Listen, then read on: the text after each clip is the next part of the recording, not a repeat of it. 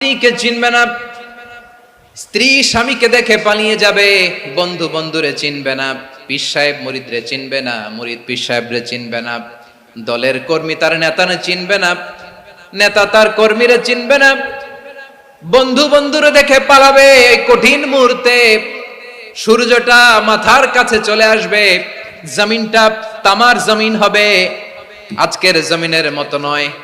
মানুষ ঘর্মাক্ত, ক্লান্ত, শ্রান্ত মাথার মগজগুলো কানের ছিদ্র আর নাকের ছিদ্র দিয়ে বেয়ে বেয়ে পড়বে।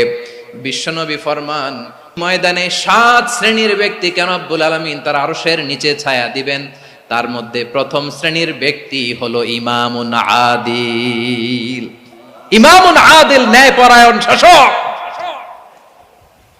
যে ইনসাফের সাথে বিচার করে, যে জাস্টিস সমাজে সার্ভ করে, যে সুশাসন নিশ্চিত করে, ওই